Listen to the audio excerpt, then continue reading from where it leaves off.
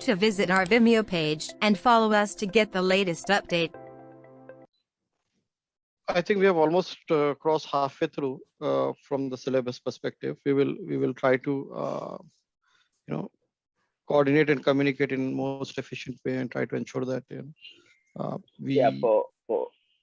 sorry to bug me. So for Ken, I spoke to him and he said we should go ahead. He's actually still in Ghana and he's having issues with the network over there. So that's why he couldn't join. But he said he should go ahead and okay, fine. Probably he'll make it the next time. Yeah. So is he in Ghana? Is he in Ghana? Yeah, he's in Ghana. Okay. Right now. Okay. And where are you from, James? No, I'm from Ghana. We are from the same country. Oh, awesome. I've been to Ghana in 2009 or 10, I think 10. And I have one of my business partner in Cote d'Ivoire. We wanted to start a IT consulting firm there in Cote d'Ivoire and especially SAP consulting.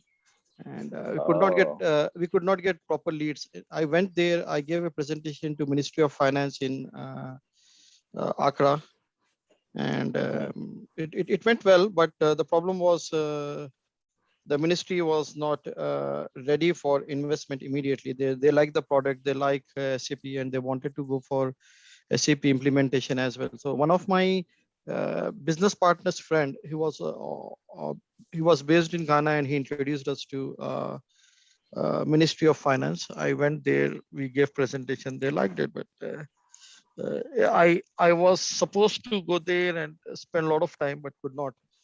So things did not work out.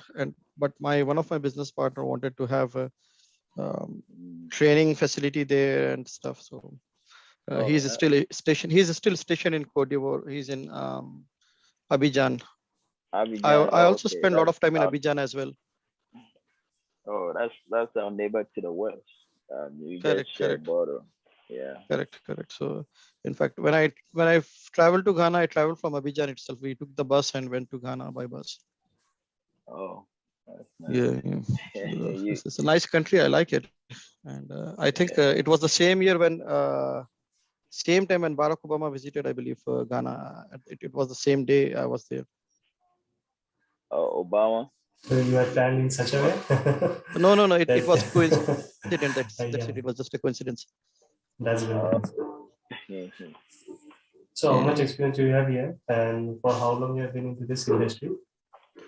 For almost 2 decades now in SAP world. Wow. Yeah, a lot of experience. That's a long time. 20 years. Yeah, almost 2 decades. And when I started, we are like kids to you.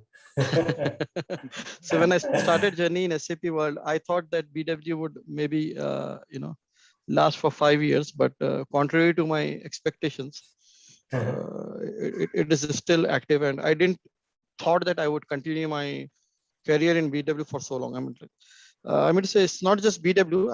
I've also worked on other tools as well, like BPC, more into management, not into technical hands-on. So these almost from last 10 years, I'm more into project delivery, project management, and more towards program management activities and stuff. But still, I love to be doing hands-on and stuff. So this is something which I enjoy a lot. So I still find that teaching is one way to keep in touch with the actual technicalities. And whenever I work on a project, I at least try to do one flow end-to-end myself, so that I know what is going on. This is something which I prefer to do.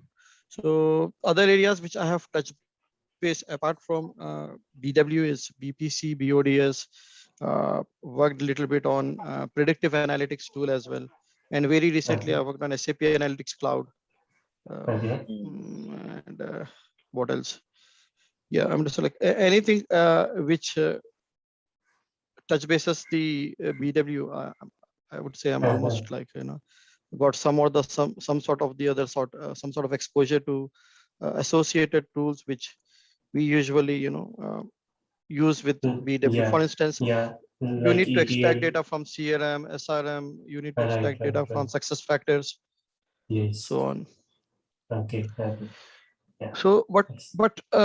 among all the versions which I have worked, like I have been working in the same tool from last say 2.0 onwards or 3.0. The major change I saw was in 7.0 version, and after 7.0, BW for HANA is the major change in the product, and now Yes. it is more simplified and more easier compared to the previous versions. Exactly. Uh, Personally, if I was a product manager, I would have made it more simplistic by removing few of the other, Yeah. capabilities or features which are there in the tool.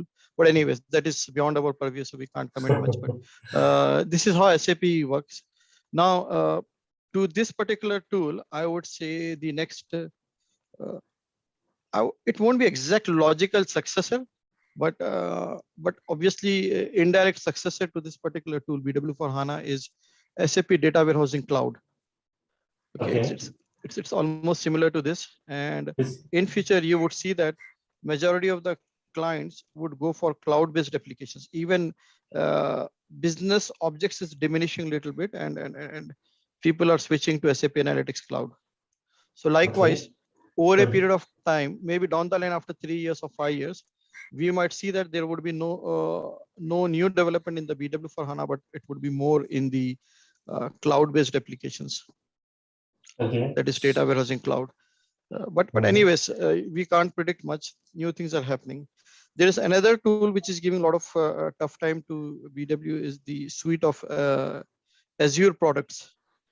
So Sure. Microsoft tools, yeah, Yeah. Microsoft Azure cloud-based application is again gaining a lot of momentum in the market, and Exactly. Microsoft presentation tool like Power BI is very powerful and Yes. strong. Yes. So these days, what people might expect is, okay, you have the experience of BW. Okay, we use the BW as a data repository for data integration, but for the front end, we will not go for SAC or BO. We will go for Power BI. This is also a new Mm. combination I'm seeing that clients are, preferring these days. Okay. So Then the means other BW, SAP BW would be the warehousing part, and then the front end would be Power BI. You're Power saying? BI or Tableau or Yeah, in my ClickView. So organization also, they are planning to do so. They are, getting the data from BW, but they are putting it into the data lake, of Azure, and on top of that, Power BI is used for reporting. correct. So these are the things which are changing. Dynamic changes are coming in the market these So days. basically, we can say that this is being replaced, right? See, SAP is trying very hard to to retain the market share which it had. Uh, as of now, SAP has more than 17,000 BW customers across the globe, close to I think 18,000 customers, BW customers, and Mhm. maybe 70,000 ERP customers are there, if I'm not wrong, close to. So what SAP would prefer to do is, at least if they can't get new customer base, at least they would prefer to retain the existing customers. You know, Mhm. this is something which they would do. And out of 16, 17,000 customers, only 2, 3,000 customers have moved to BW for HANA. So still there is a huge potential for us from Yeah. the potential perspective that we might see lots of migrations which would happen. And Mhm. obviously it is not that just the migrations, you would also see in future some of the new clients would also come to SAP. And when they come, then obviously they might need a end-to-end EDW solution, and Mhm. they might go for BW for HANA as well. Okay. Yes. Yes. Yeah. So there is definitely a potential for at least good 3-4 years. We can't say beyond that. These days the changes are very dynamic. What would Yeah. happen Yeah. after 3 years? It's very difficult to predict with Exactly. regards to tools usage.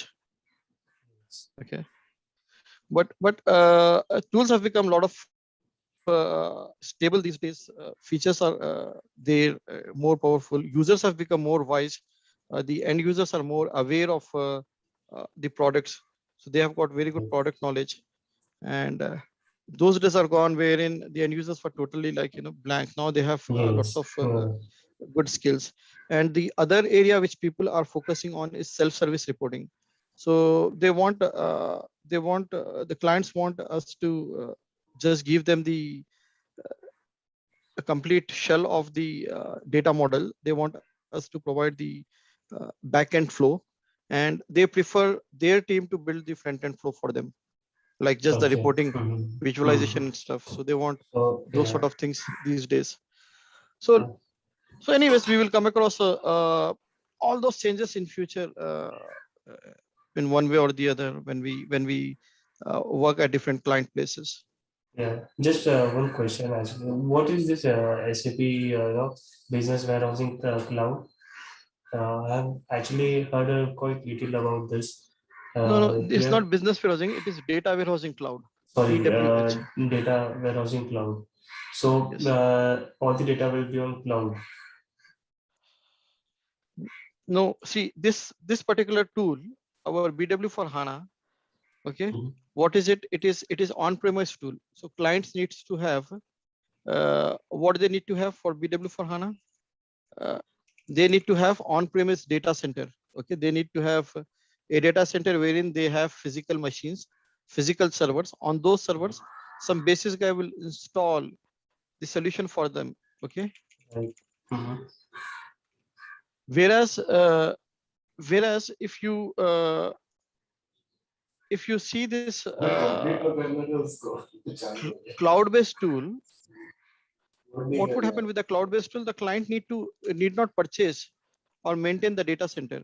They just get the access. It is maintained by SAP themselves, and it is as if we have access to browser. We get the link for accessing the server. We use it like for instance, assume that it is like a remote desktop. Here we are taking connection from somebody else. Right. And but that somebody has already installed it in his, they are installing the servers. They have their own servers. Correct. Okay. So basically, it would be functioning like that. Yeah. So we don't have to worry about anything. So the SAP will maintain. You don't have to worry about purchasing the data centers, maintaining the data centers and stuff. So all the end-to-end solution will remain as it is, like a BW for HANA. To be honest, I haven't got time to explore that. In case if I get time to explore before end of the course, I would share the details. But I know only theoretical concept about that. I haven't seen. You get a 30-day account, trial account. In my syllabus, I have put the link of that. Once you finish this course, you go through that. I don't want you to get distracted at the moment, because you might then get distracted. But I have provided a link to request for 30-day cloud access, demo access. Okay. Then you can explore yourself.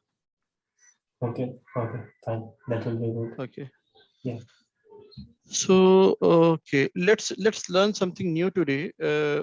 Before I proceed with the new topics, I just want to check with you folks. What is your confidence level with regards to what we learned last week? Yeah.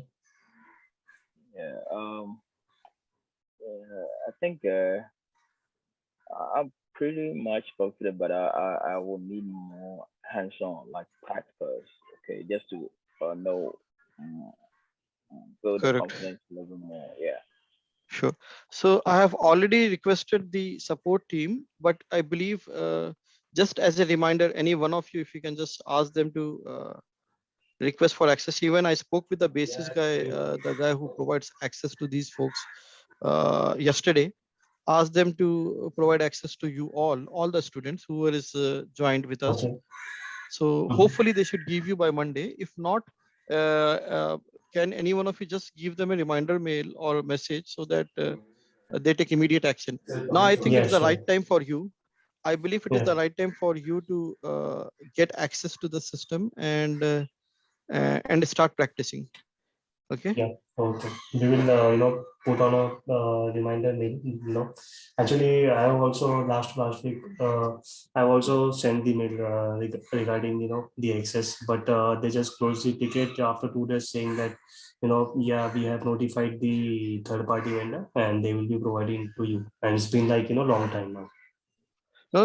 I purposefully did not wanted you all to have access at that time because the access is, I think, officially available for 2 months, and I don't want you to Okay, okay. waste. So I don't want yeah, you to, I get waste it. Yeah, precious time. yeah, So yeah. now that you are good enough to do lots of practices, you Yeah. can request for access and start practicing. Okay. Yes, because at that time I So was not aware about this, syllabus because I didn't even, join the syllabus class, so I was not aware what things are happening and also, which is why, I was like maybe I have missed things and I need to have server access so I can start practicing, which is why I requested that, early as when I enrolled. So yeah, as you said, and actually I think the same that now we are now the time is quite right for us to start practicing. Yes.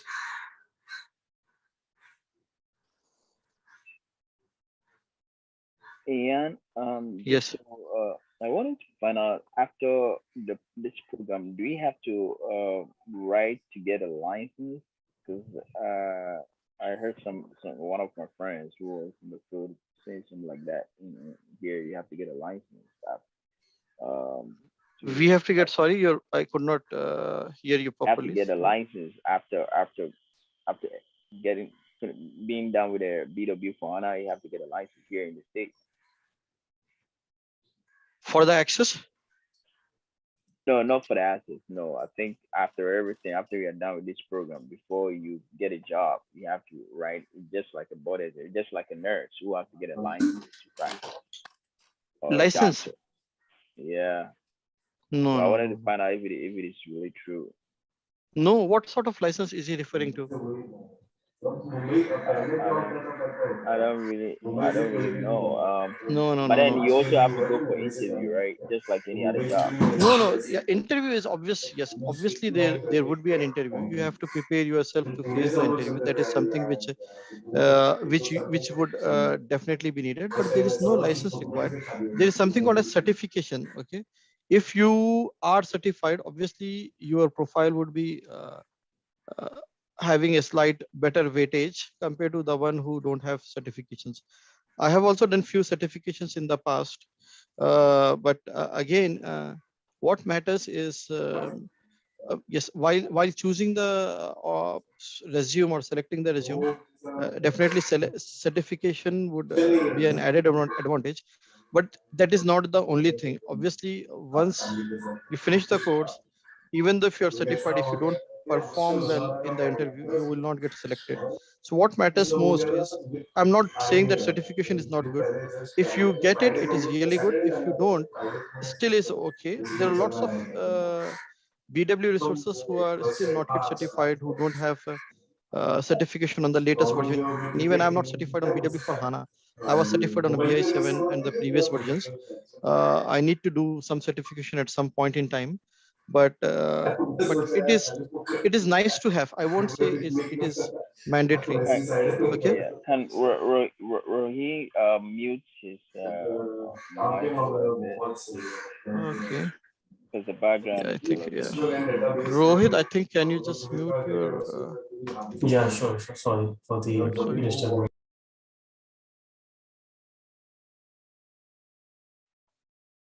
Yeah. Can you hear me now? Yeah.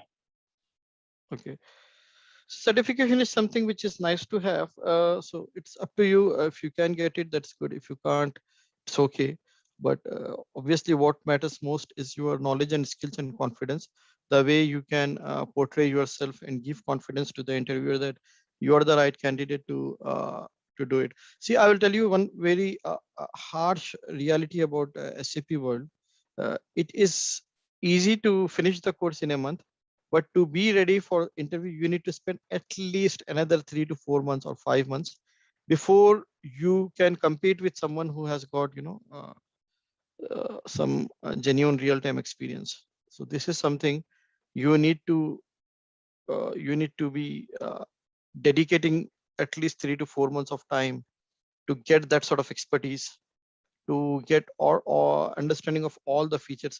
While learning, you would think that okay, you understood something, this, that, but obviously the interview is different. The other features, advanced features or some complex scenarios would be there, for which you need to prepare. You need to do lots of research on the blogs and stuff, forums, uh, and then start preparing for the interview, do some mock interviews, and then face some real interviews. So you come to that stage, it would take a good 3 to 4 months or 5 months. So the message here is, definitely there would be jobs, but you need to be patient. If you think that, okay, I will do this course by say next month end, say October end, or say you finish by 15th October end, and then you decide that, okay, I have finished this course by 15th October. Now I expect this to be, I would be on a job by 1st November. This will not work.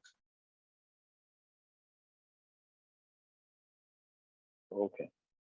Yeah, but definitely there are scopes. It would be fruitful. You would get a job, practice it, be patient, learn lots of things, and then I'm pretty sure you would succeed. So Okay, uh, so let's start with what we learned last week. Do you remember what we learned? Can you just tell me which object did we created, James, last week?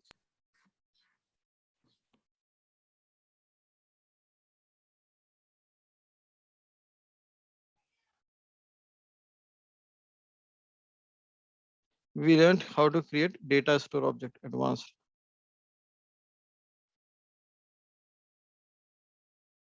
Okay. Do you remember seeing something like this? Do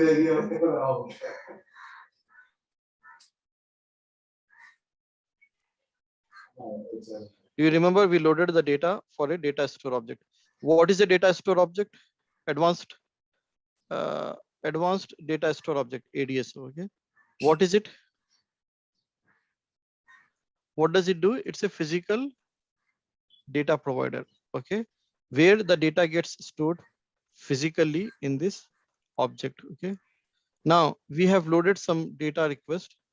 There was one thing which I asked you to remind me, that even though I'm loading 8 records, but at the end I see only 7 records in the active objects. Why so? I think the object which we saw was this one, 5.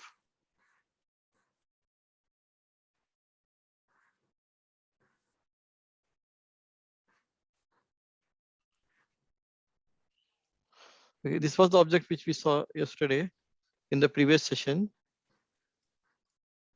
And here we go to manage and manage target. When we see the manage target option, what I see is I have loaded 8 records. So in my flat file, there are 8 records. In the Once I loaded the records in the system, in the active data table, after the data is activated, I see that there are only 7 records which got transferred.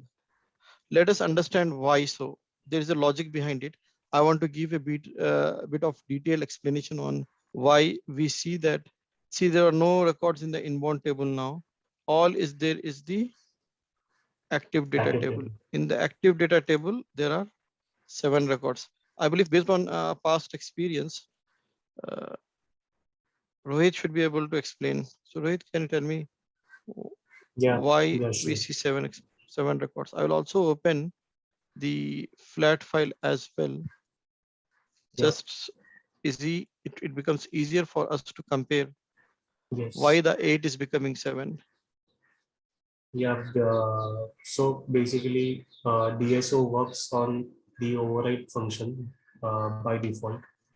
So whenever we see that, we loaded some more records, and the records which are there in the active table, they gets reduced is basically due to the fact that data has been overwritten. So there will be a record, there will be records, which might be having the same key combination, which have been maintained in the DSO. So for those records who have the same key combination, like customer ID, name, if not name, sorry, customer ID and maybe the other keys, if the values are same for those two fields, then what the DSO will do, it will overwrite the value record with the latest one, the second year. Am I right? Spot on, perfect. You Thank you. are spot on. Thanks very much. It's a very clear and concise explanation I was Thank expecting, and you. you gave very good explanation about it. Thank you. Are you able to see my Excel as well? No? Yes, I'm able to see. Yes, Okay, earlier so, I was able to see. Now I think. okay, so you're able to see my Excel. Where is my? Sure.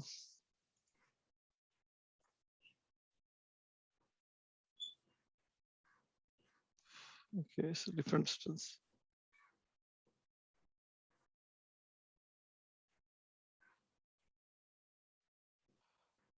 Okay.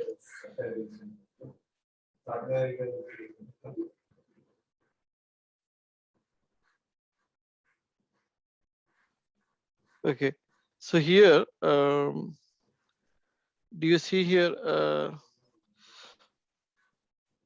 Okay, what you said is exactly right. Why we don't have a product here? Product is in the second column. Oh, okay, correct.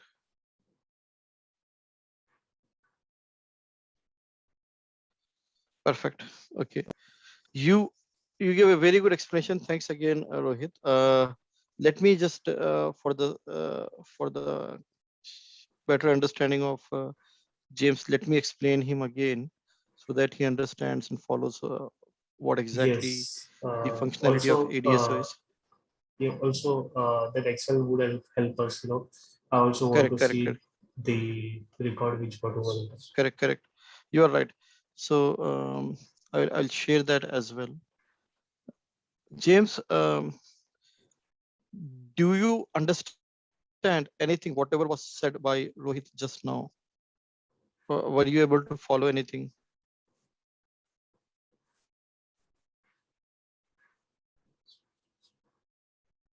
Hello? Are you on mute or what, James? Yeah, he's on mute.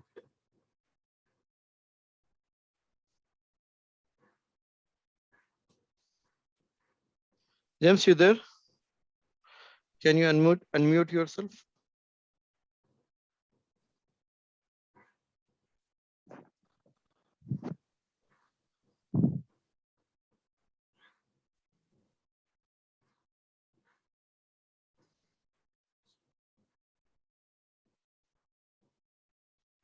Hello? It's very difficult if you are unmuted. If you're on Yes. mute.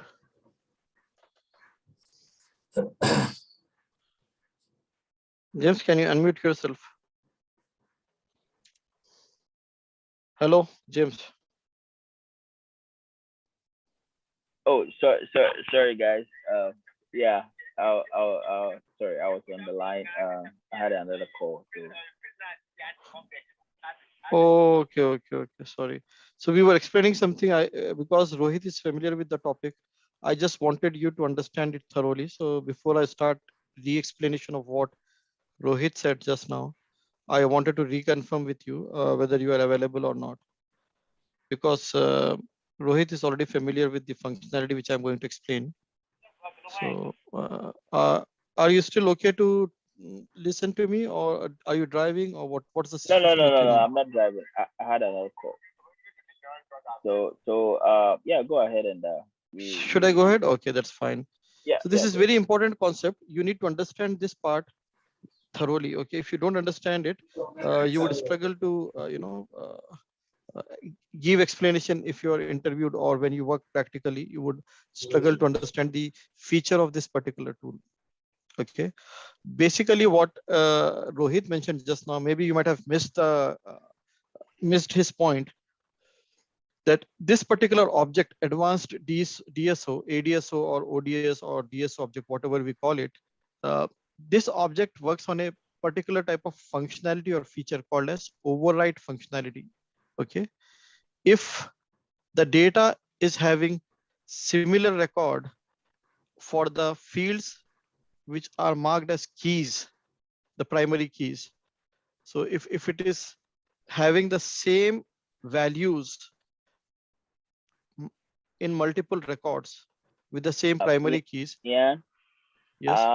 I can't see your screen, or you're not sharing the screen.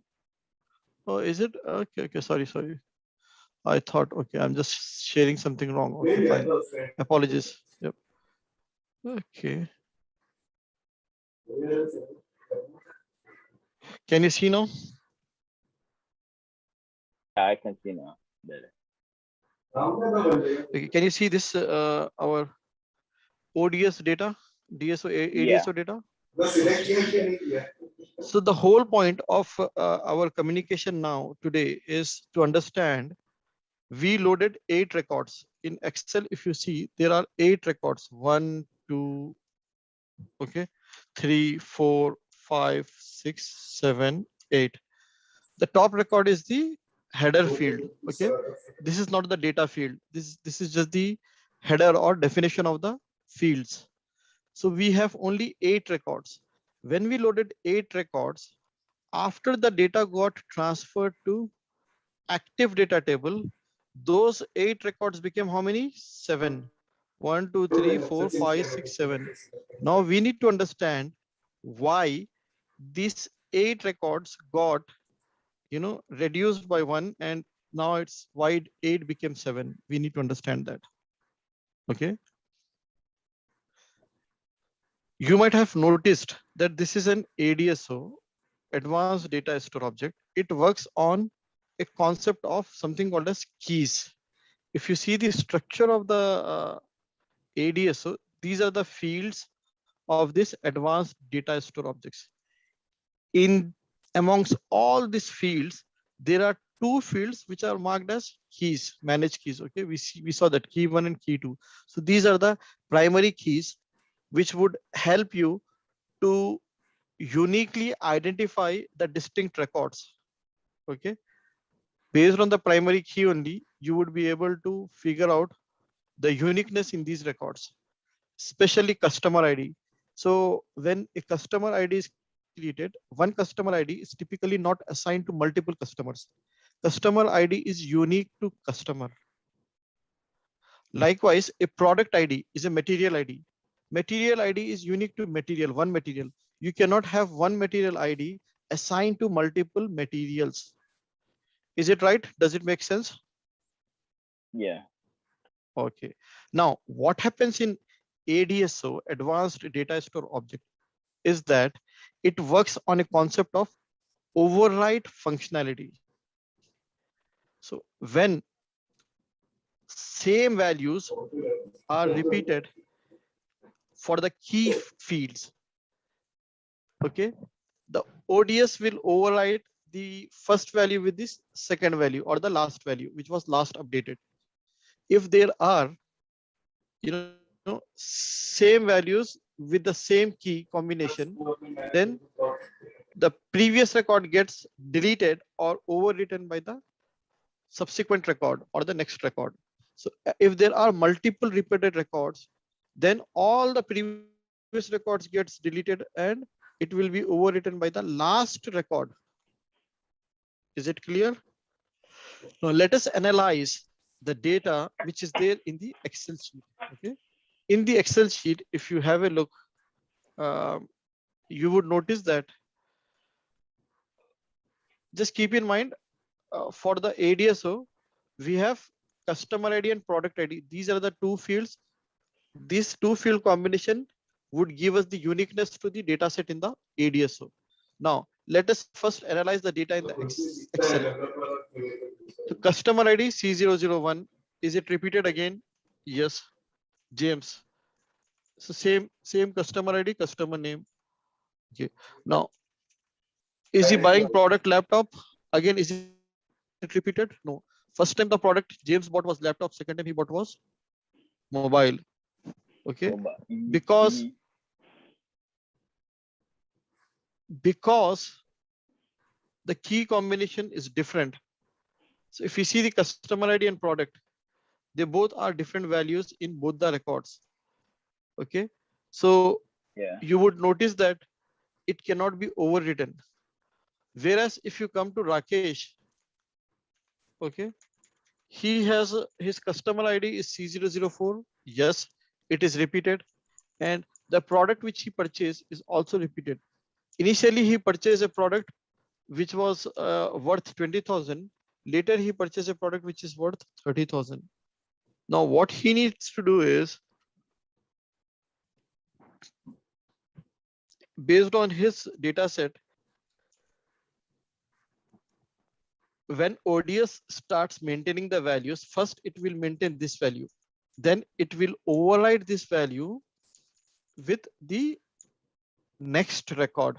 Because if you see here, between this record and this record, all the characteristic key values are same. That is printer and C004, both are same in both the records. Hence, it is overwritten. And you would notice that in ADSO, the value for the record would be 30,000. Okay. And this record is not available. Let us see. Let us see that. Where is the data set? Here is the data set for ADSO. Okay. C004, one is mobile, one is printer. But if you see the printer value, it is 30,000. Okay. The 20,000 record for this printer got this, 20,000 record got omitted or overwritten by this value. Hence, you would notice that the number of records are less. It's very hard, I believe, for the first time to visualize and understand till you read it and till you then load it and practice it.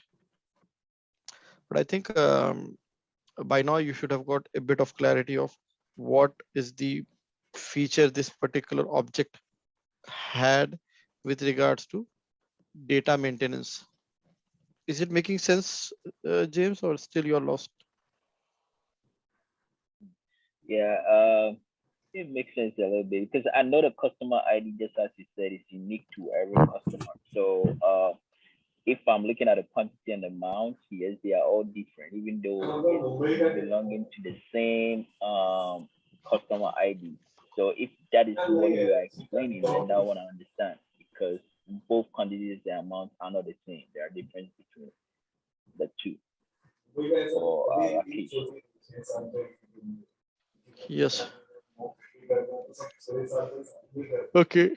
Let us see something else which will give you a bit more clarity. Whatever changes are happening in the ADSO is maintained in a separate table, which is called as a change log table. As we learned that ADSO has got three tables: a display table, new data table, and change log table. So these changes are recorded here in the change log table. Okay. What it does is, okay, it is saying that though it loaded 8 records, but there are 9 here in the system. Mm-hmm. Rakesh, again, back to you. Sorry, Rohit. Rohit, back to you. Sorry, Rohit. Yeah. So the other, sorry, why I'm saying Rakesh is because the other student is not joining, he's not attending the sessions from last 2-3 weeks. But Rakesh was another student who was part of our team. Yes, you explained it to me. Yes, yes. So yeah, so in this change log, why we are saying why we are getting an additional record, because for a new record, whenever a new record is loaded, it basically doesn't make any in the change log. Whenever, so sorry, I will like to start it once again. So whenever a new record is loaded in the DSO, change log gets also updated with those records, and the value against it in the record mode value is n new. So whenever similar records, like the since we saw that two records were clubbed into one in the active table because of the overwritten functionality. How it does? It does through this changelog table. So records go into the changelog table whenever a record is loaded into DSO. It checks from the active table, sorry, from the new table. When we activate it, it checks whether that particular record is present in the changelog table. If it is not present in changelog table, it means that this is a new record. So the changelog table tells the active table that this is a new record, so it marks as N. Okay, so when further, if a record which is already there in the change log, like the two records which we saw, right, for product, what was the product? The Printer. printer and the customer C004. Since it received two records and it detected like, yeah, okay, these two records are similar, so what it done has it has basically overwritten it. It said that one record, so because of the key combination functionality, the product and the customer ID was same. So what it did, it basically loaded the first record, and then the second record came.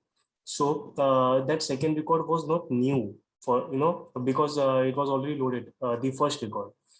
So what it did is like, it said this will be the before image, like, because it's the same record, right, because of the key combination, the product and customer. So for it, it is like loading the record second time. So the initial record got converted as before image, marked as X, and the second record was marked as blank. Blank means after image. So what it did, it nullified the before image and by marking X, and it sent the new image which is marked as blank into the active table. It read like that. So the you can see the amount. You can see that there is a negative value for, like, 20,000. So it has nullified that value. It said that this value should be nullified. So it was 20,000 earlier.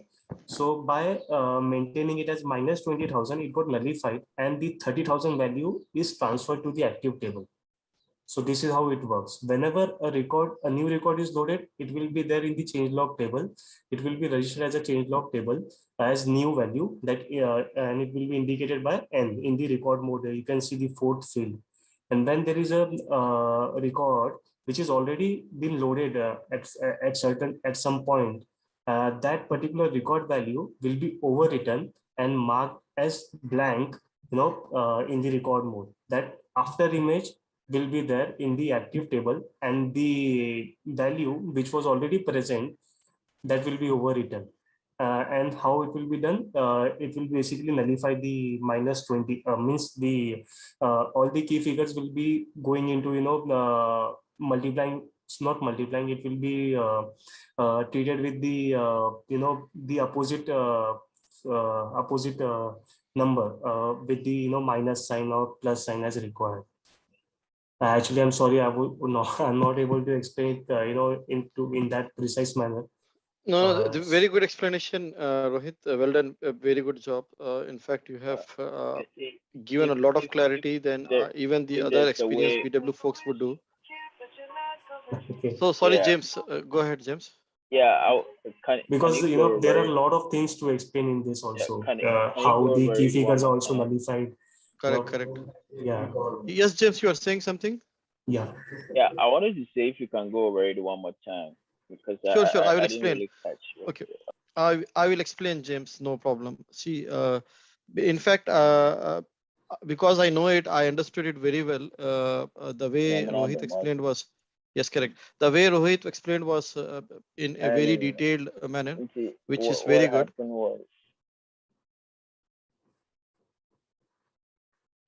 Okay, so James, I would like you to pay attention to what I am saying. This is very critical for you to again understand the complete concept of the way ADS of functions. Okay. Are you paying attention to me? Or are you on a call, James?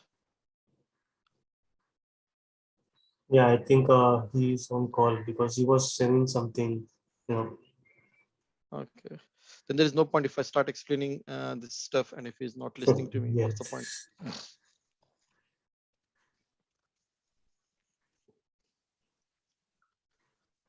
Also, Ian, actually, during my project work, actually, I came across a key field.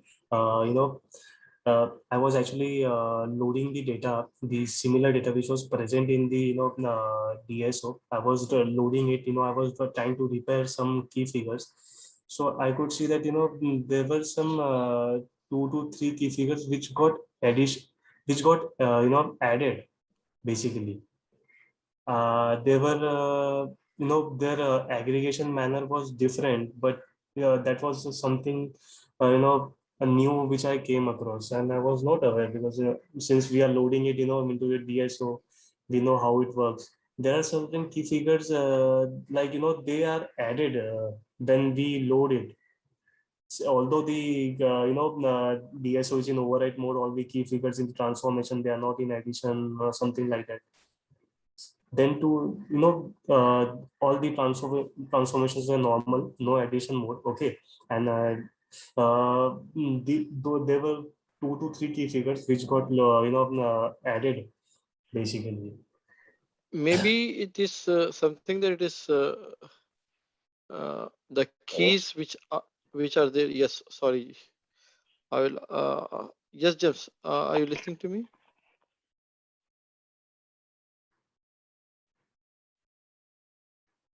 Hello.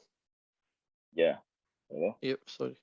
Yeah. Just let me answer one question to Rohit, and then I will restart the explanation because I was waiting for you to listen to me so that the part which I'm going to explain is very critical, very important for you to understand, so that you understand the complete end-to-end functionality of how ADSO works. Okay. So to answer your question, maybe Rohit, maybe it is something that it is not just one field, but it's the primary key is combination of multiple fields, and it is not exactly the same. Maybe that first thing is you need to check whether was Yeah. it uniqueness to was there a uniqueness to the record or not. Actually, no, because there were fields which got nullified as well, but there were some 2 to 3 fields which got added. So yeah. Okay, I think it's really difficult to explain unless we see that scenario end to Yes, end. yes. I think there's some there that property. There was some change, different properties for those key figures. I will have to check it once again, and I'll get back to you. Okay, That fine, part fine. was left out by me because I Okay, fine. had lots of work after that. I just left out. So Okay, I fine. will let you know. Yeah, Fair enough, no problem. yeah. Now let me start re-explanation of what Rohit said to you. Are you listening me, James? Yeah. Right here. Okay, fine. This is very important. This particular table, change log table, actually the data before it gets loaded into active data table, it passes through here, this particular table, I would say. So the change log table would record all the delta changes which happens with the ADSO. Rohit, if you don't mind, can you just please go on mute, and then later when you want to Yeah, speak, yeah, you can sure. unmute yourself. So what happens is all the changes which happens with the ODSO are recorded or ADSO are recorded in this particular table. As Rohit was mentioning that the new changes or the new records are marked as N. Okay, I'll explain. Before I go there, I want to say something. Just pause here. You know that we have fields like customer ID, product, customer address, bank, date of birth, quantity, amount, and currency key. These are the fields we loaded. But prior to this, there are again 4 fields: request number, data packet ID, record ID, and record mode. These are the fields which we did not loaded in our Excel. but somehow they are appearing here in the change log table. Do you see this is the data which I loaded into my ADSO, but in this data set, I didn't had any of these fields: request ID, data packet ID, record type, and record mode. None of those fields were present in my Excel. Then how did it got created here? Okay, so you need to understand that there are something called as system defined fields which get added or appended to our data set when we create certain objects in SAP BW. So in ADSO, when we create our ADSO, what happens is there are 4 additional fields which get tagged along with our defined fields in ADSO. So those fields are kind of metadata fields. Okay, they help us in managing the objects or in maintaining the objects. It has got nothing to do with the actual values of the data set. It is something which help us to facilitate to manage the data which is getting maintained by ADSO. Does it make sense? Yeah. Let us see one by one the purpose of each of those fields. We have something called as request number. Whenever we load data, okay, the data gets loaded and a new request number gets created. We will see that. Okay, so in one request, all the records came. So you would notice that same request number is there for all the 9 records here. Okay, typically the request number starts with the date, time, and actual number. Okay, so this is the request number. Now if I load another data set in an Excel file, a new data would be loaded and a new request number would come into picture. We will see it after doing the data load again. Okay, second thing is it has got something called as a data packet ID. If there are, we can define, in how many groups or chunks the data which we are loading from Excel or source system should be loaded into the target object, which is ADSO. Because we only have 8-9 records, we don't want to send data into 2 groups. The typical standard we follow is like 100,000 records. We try to load in one group. That is called as data packet ID. Assume that you had 200,000 records. Then first 100,000 records, we load it through packet ID 1. Then the second 100,000 records would be loaded by data packet ID 2. You would notice in case the volume of data is high, and when you define that, okay, the data has to be split into multiple data packets ID. So this is again a system field which would help you to figure it out in which load this data set got loaded into ADSO. Third one is record number. It is just like a sequence number of all the records which got loaded and maintained by change log table. This is record number, is like a serial number. Now, most important is this one, record mode. For this, there is a standard object called as zero record mode, okay, which gets created when we create a DSO object, advanced DSO object. Now, with regards to record mode, the purpose of record mode is to tell the change log table the property of this record, whether this record was loaded for the first time. Data load property, it will signifies, it would denote the data load property of this particular record. Is it a new data? If it is a new data, new record, it is always represented as N. Okay.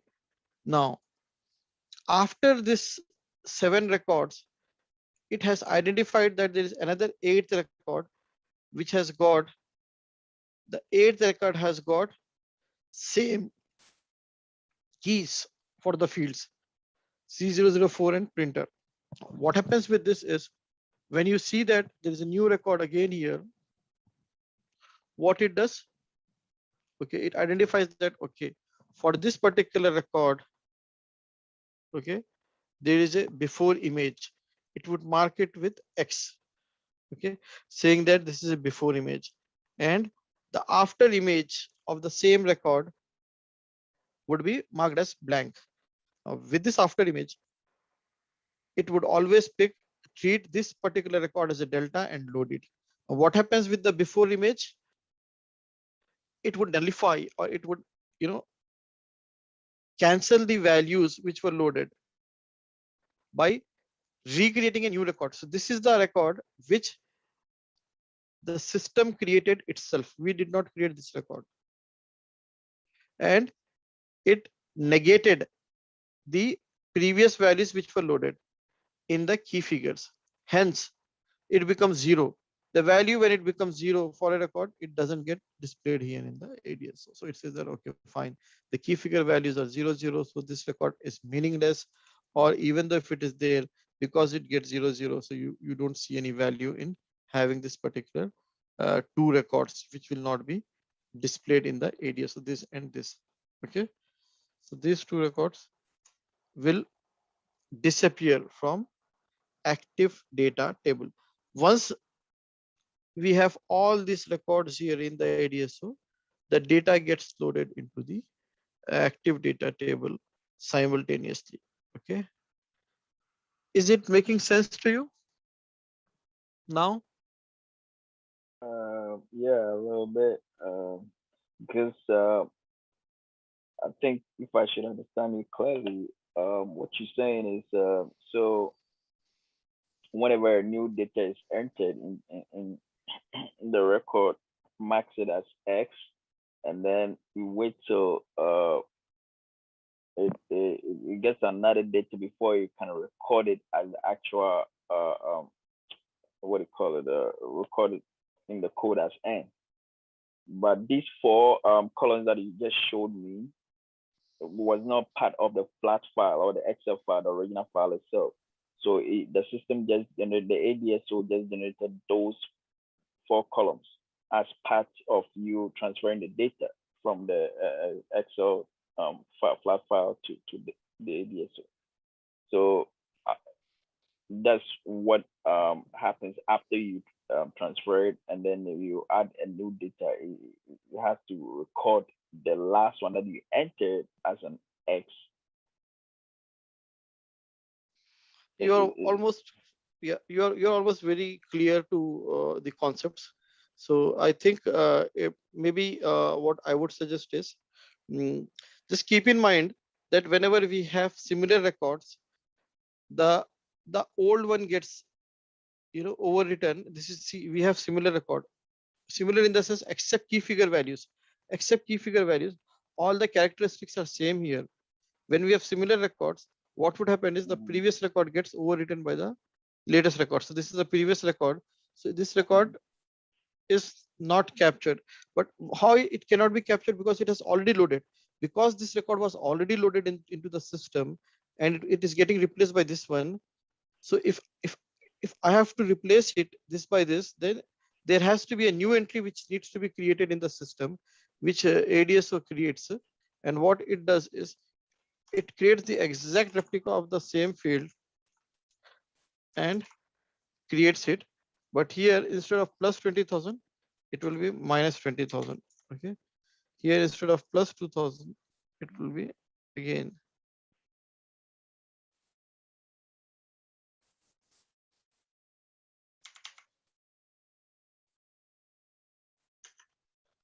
Okay, because it's Excel saying minus, which it is not taking it.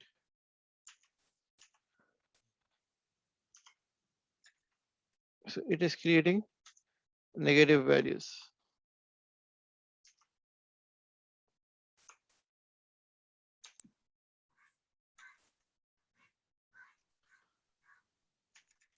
This is how the system behaves.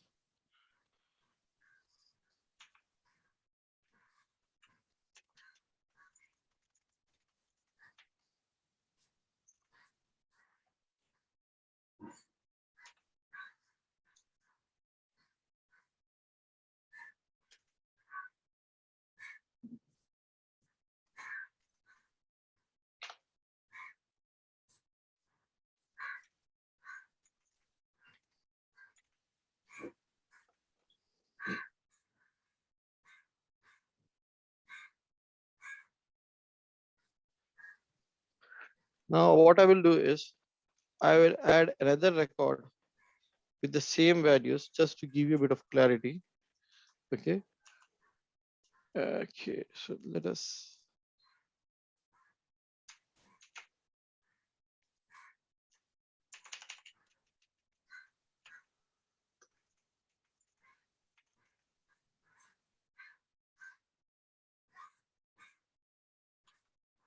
Say 50,000. Quantity say 10.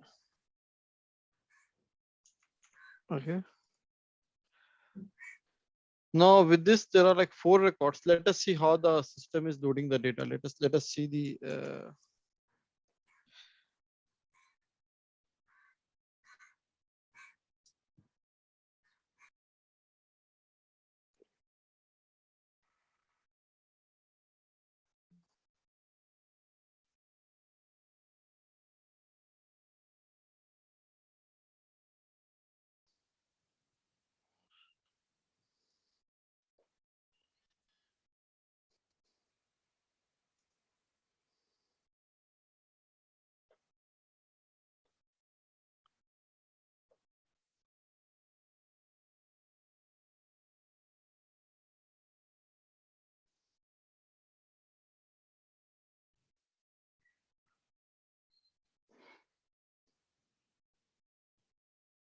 okay. Let us see. Now we have modified the Excel.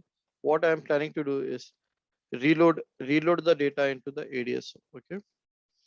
So even though there were 7 records in the active data table, but actually speaking, the change log table had 9 records. Let us go back and reload it. Okay. So we have to reload the data, go to DTP and then click on play here, start execution. Okay. I'm starting to reload the data, trying to load it from the flat file to this particular ADSO. I think it got loaded. It's all green. You can see the status is green. Okay. And if you go to the, it is not yet activated.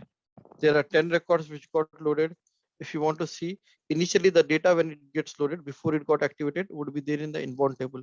Inbound table, it would be as it is. It doesn't change. It doesn't track the changes. Okay. Whatever is there in the source, it would show you as it is source data. Okay. So if it is repeated 4 times, it will show you all 4 times repeated data. Okay. Mm.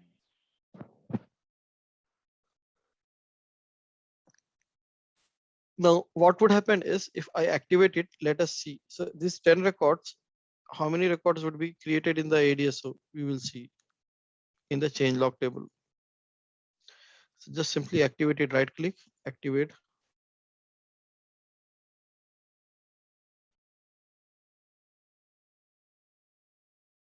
Once it is activated, okay, once this is activated, we can go and see it says only 1 record got added. Even though we loaded so many records, but only 1 record got added. Let us see how many records are visible in the uh, inbound table, active data table.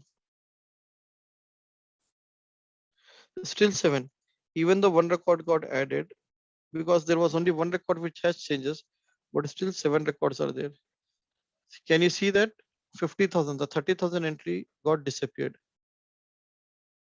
So which means only the last record which got uh, changes captured, only that got updated here.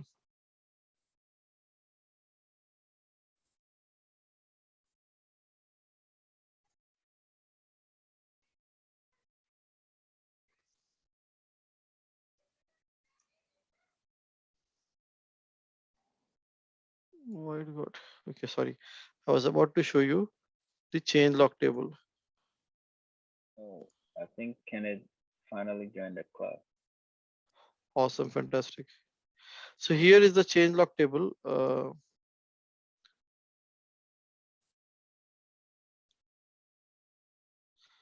Can you see the changes? Now it is marking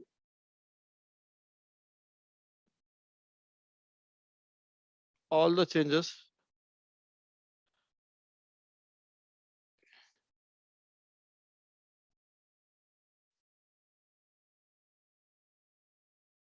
Here with the new records. Okay. I think I don't want to confuse you too much, but just keep in mind to keep it very simple at this stage. If you understand that if the fields are common, then it would override the, if the key fields are common, then it would override the previous entries and only the last entry is captured in the ADSO. That's the default property of the ADSO. Okay. Let us Okay. move from here to something else now. Okay.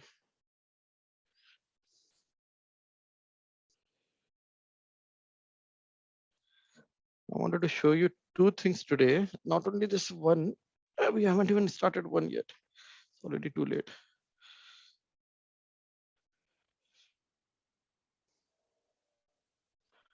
I think I'll just quickly show one thing and then stop the session today. We will learn about open ODS views. Okay. So discussion board material.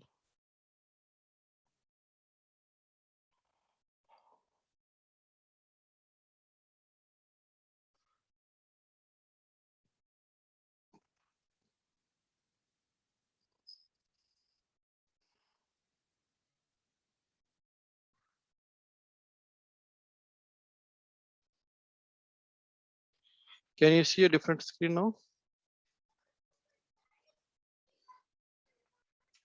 Yeah. Okay, fine. Where is open ODS views here?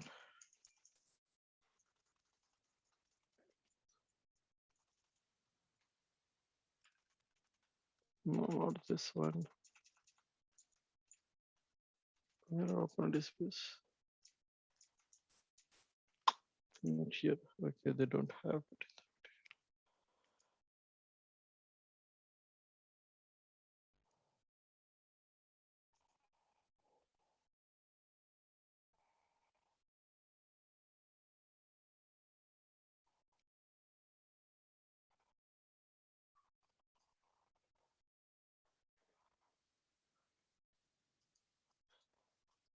Sorry, it's not there with them. I'll show you my material. Okay, that's fine. Uh,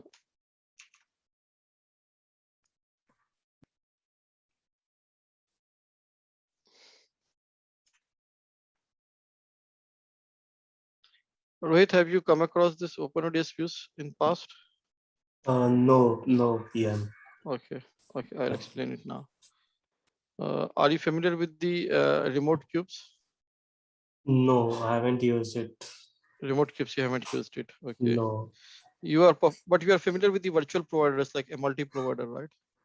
Yes, multi-provider, I'm familiar with it. Yeah. Okay, fine, perfect. Okay, so I'm sharing my screen now, the Excel, the PPT. Please do let me know once you are able to view it. Okay. Yeah. Awesome, Yes, fantastic. now we are able to see. Okay.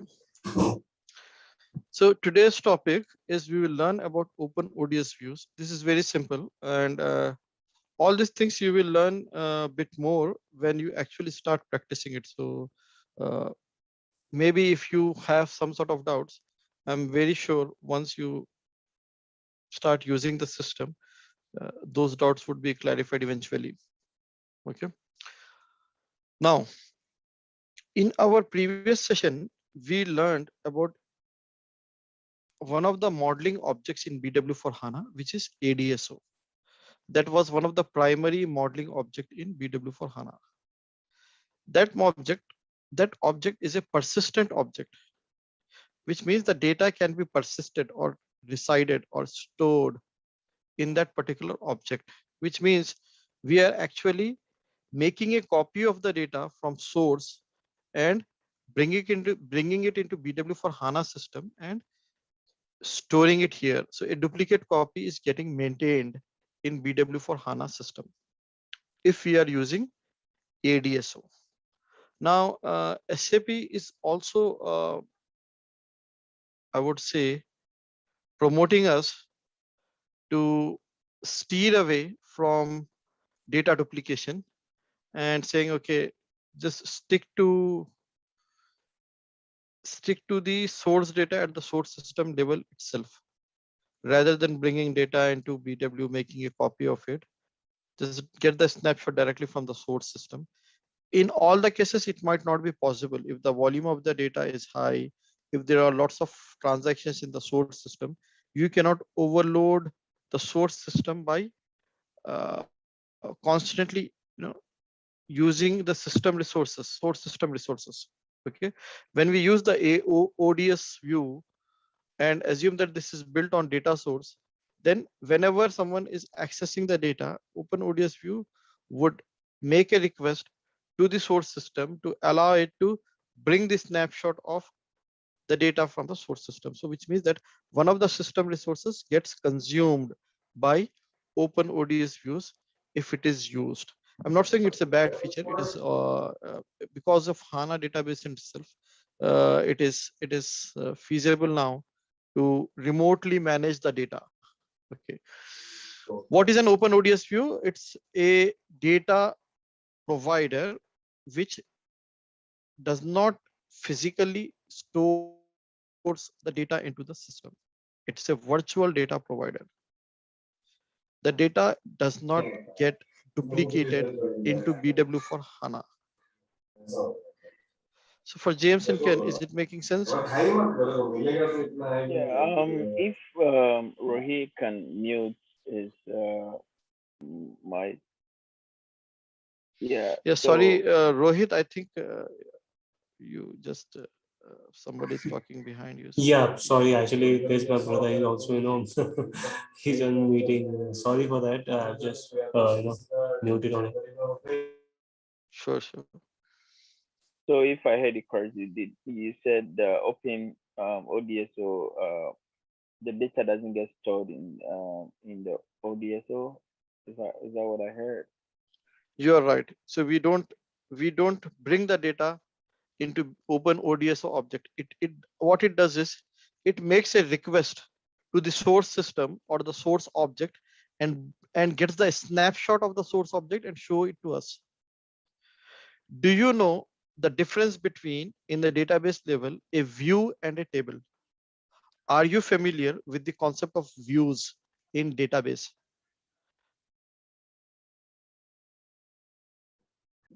No.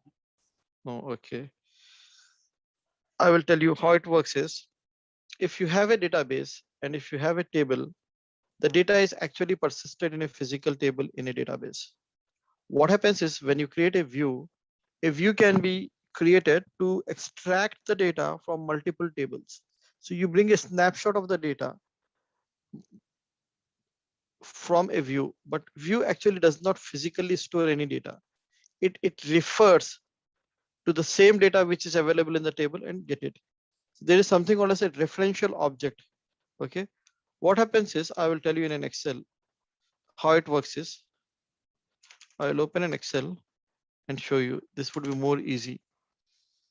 I'm pretty sure you might have all worked in Excel. Yeah. Okay. And this would be a very easy example for you to understand the concept of virtual data providers. So with regards to virtual data providers, how it happens is in the virtual data providers, the data is not physically maintained. Okay. I have a customer ID. Okay. His uh, name, say, okay, he has an amount uh, which he needs to pay. Okay. Customer ID is C001 and amount is say $100. Now what I want to do is I want to define here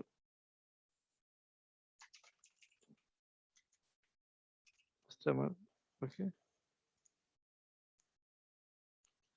And here it is say uh, overdue or balance due, what to say, accounts receivable. And here also customer amount. How much is the amount they have to receive here is what they can do is they can simply tag to customer sales field, which is this one. So now this particular customer has got, for instance, okay, C001, which is say 200 before, C001, which has got say 100 before, and say this is the total. And total is, okay, 300. Now it got changed to 300 automatically. Assume that a new entry is created for the same customer and say he did a purchase of $50 again. So 350, it got 350 here. In this as well, 350. What is happening here is, actually speaking, it is giving us a reference to this particular field. If there is something getting changed here, it's automatically getting reflected in this particular field as well. It is like a view or a mirror image of the previous field. It's a reference object. Are you getting my point? Likewise, we are getting the reference objects of data set from a different object in the BW. The benefit of it is that whenever there is a change happening to an object or a value, the changes, you don't need to load it back into the BW. It would get reflected in real time. So the source system changes appears in real time in BW for HANA if we have an object like open ODS view. Okay, so let's try to learn a bit of definition about this and theory about it, and then we will try to quickly do a practical and close it this session. Okay. Open ODS views are SAP BW for HANA metadata object that represents the structure of an external data source. Open ODS views, as the name suggests, are non-persistent. They are mainly used for data virtualization and association of external data source fields with existing info objects. Okay, these parameters can have the following effects.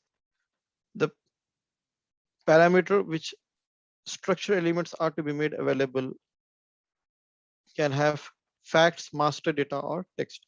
Facts is nothing but transaction data. Facts allow for the definition of a structure containing a key field. So it all depends what data you are trying to capture via open ODS view. Facts is nothing but like a transaction data, master data attributes are here, and master data text are here. Okay, this is something we will try to see using open ODS view. Here, all those things are too technical. I just wanted to focus only on this one. Database tables or view enables open ODS views to connect to tables or views associated with any schema within an SAP HANA database. This source type also connects to virtual tables defined in the SAP HANA database via SAP Smart Data Access, thus enabling consumption of remote non-SAP data. How does the open ODS views work? Okay.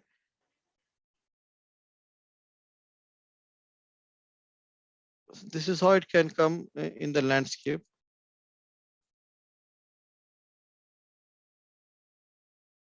The main purpose of OpenODS view is to support virtual access.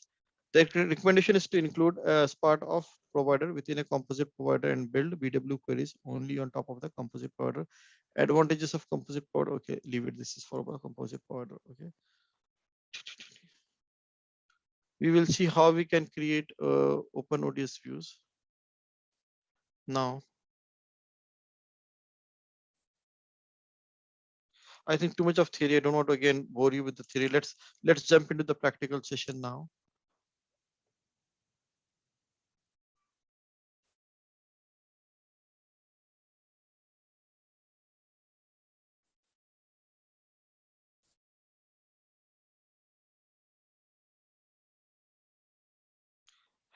you remember we created something called as, we used yesterday's class, the previous class.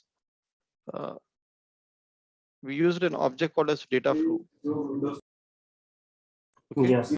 We will create an open ODS view on top of an existing object. At the moment, to begin with, to make it very simple, I want to use same ADS which we created yesterday or which we were using just now, and create an open ODS view object again. So what I'm going to do is, first thing is I'm going to create a new data flow object. Here's the data flow object in James. Create, right click, say new data flow object. Okay.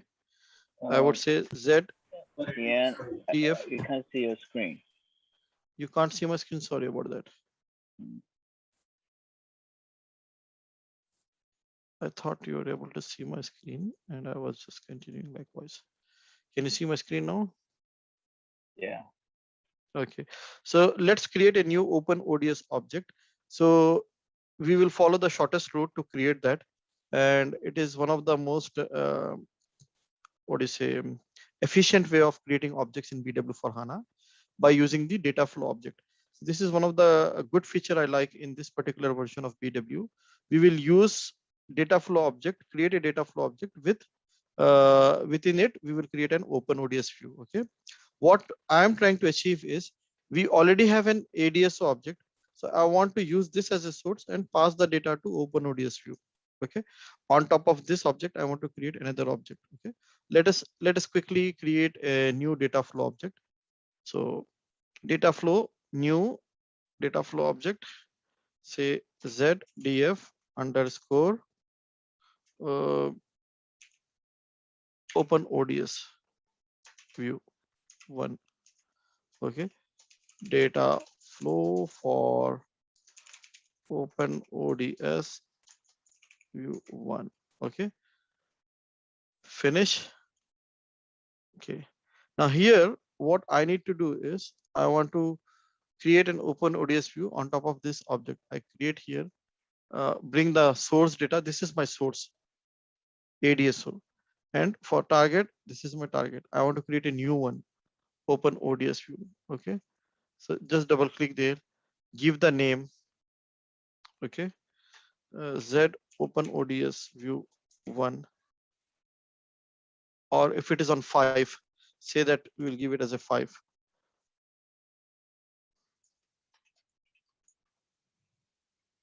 And the data type, the data which we are trying to bring is, because this uh, object contains the transaction data, I would say facts data. This is the facts. And say click on the next one. What is the source system here? Rohit, any guess? Which should I choose? Where are we trying to get the data from? DSO, advanced DSO. Yes. I think to make it more simpler, we can do something like this as well. We have both open ODS view, new one, and DSO. We just simply collect and create here. Okay.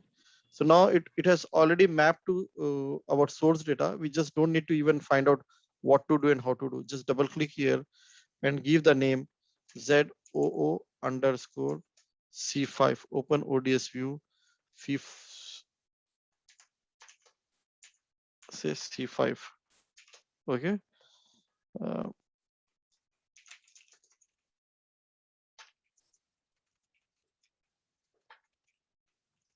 customer number 5. Okay.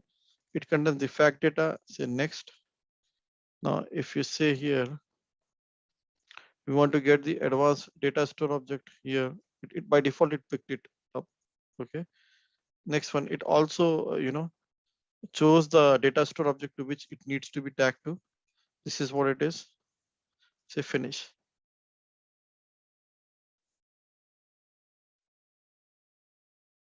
So the connection is established for this one, and then you click on the finish one.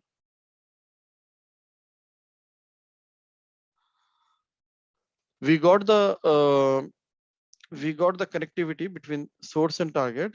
Okay, here we have characteristics keys, and these are the characteristic fields.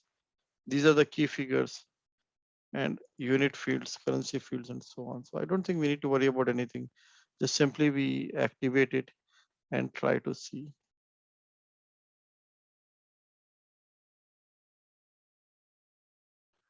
Is it active? Version is active. If you go to the properties, you can see that.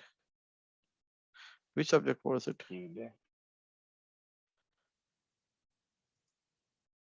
Why is it inactive? Here it says active. The object state that I was looking at the top right corner, the active version. Yeah, it's active here, yeah.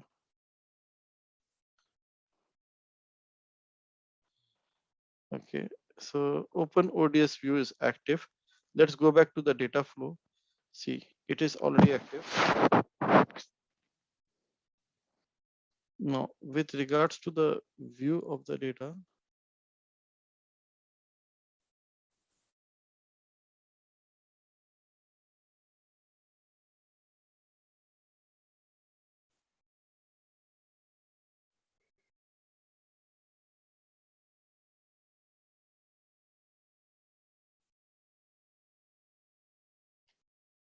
these are the fields and stuff of this one.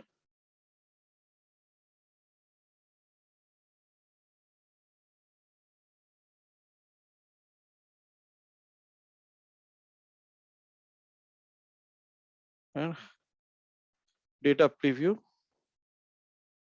If you want to preview the data, okay.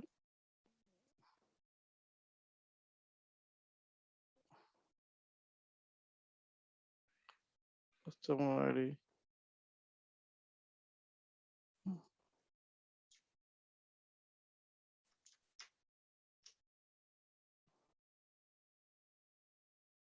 Customer ID to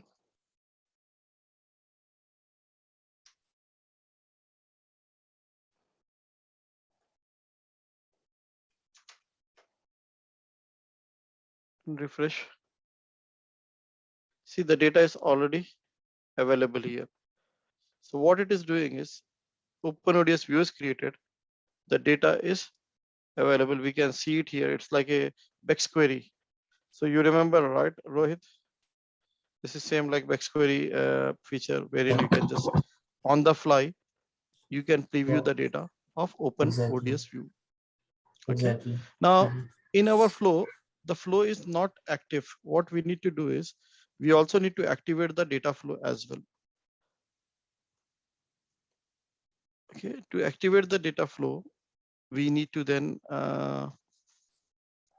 here click on the activate option. So this data flow becomes active now. So data flow for OpenODS view 1.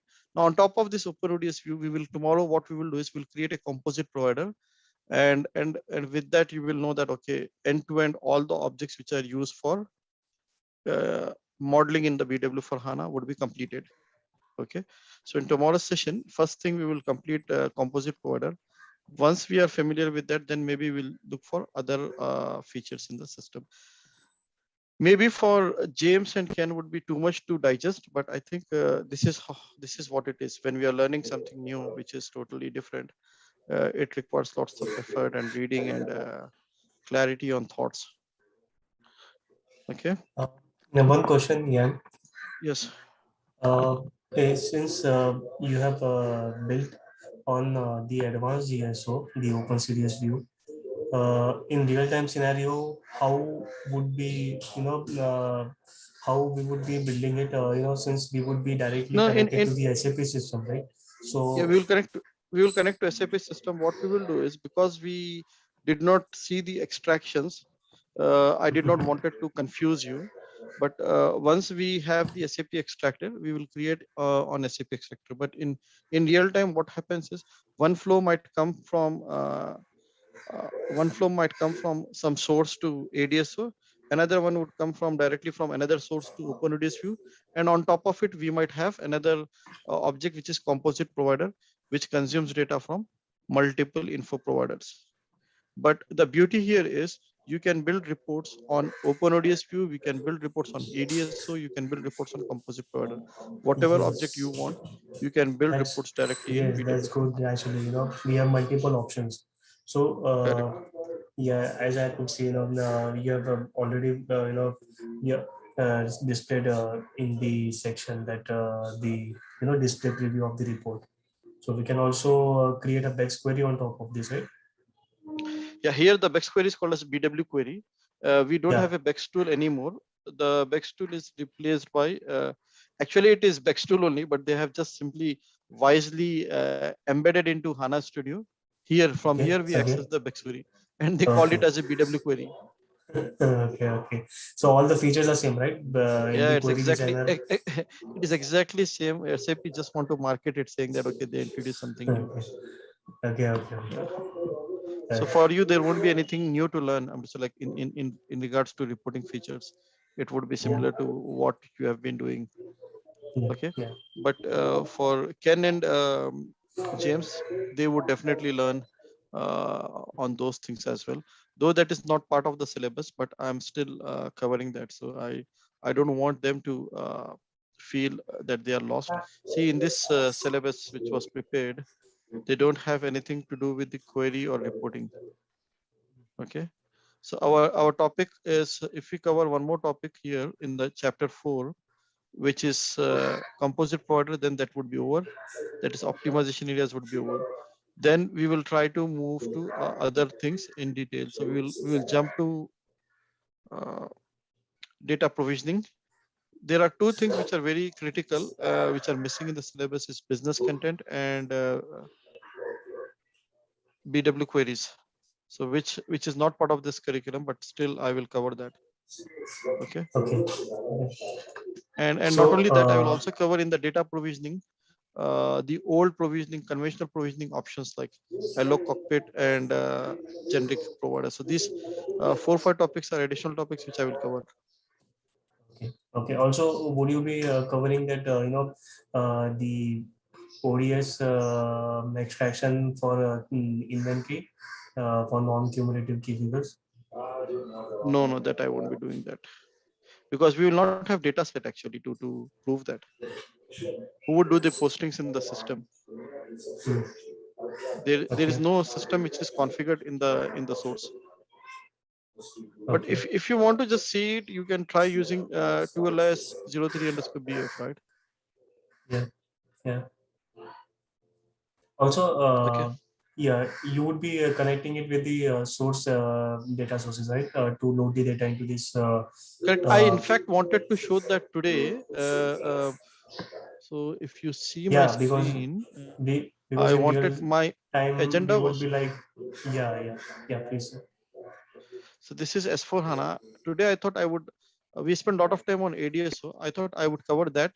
And also I will start with Hello Cockpit extraction. This is our source system.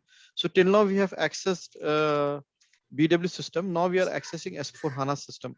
For James and Ken, we need to understand that when we load the data, we also need access to source system as well. Not only BW system, but the source where the data is. This is a different, this is a different system, which is S4 HANA system.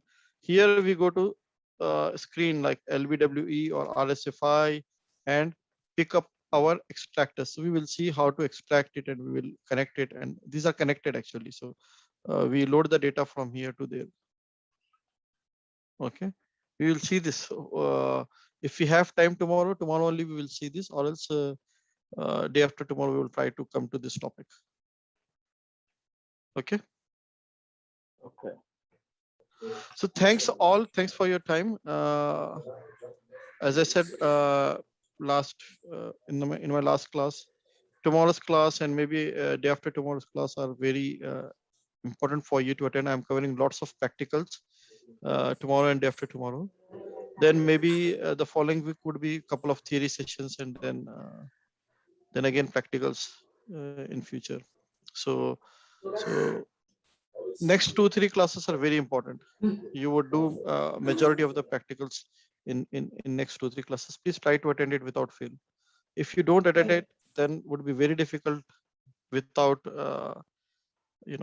one-on-one So you can watch the videos, but still it would be difficult. You can't clarify the doubts immediately. Okay. Okay. Thank you very much all. Talk to you again. Have a nice weekend ahead. Bye-bye. Thank you for attending the session. I hope you all enjoyed it. Don't forget to visit our Vimeo page and follow for more upcoming videos.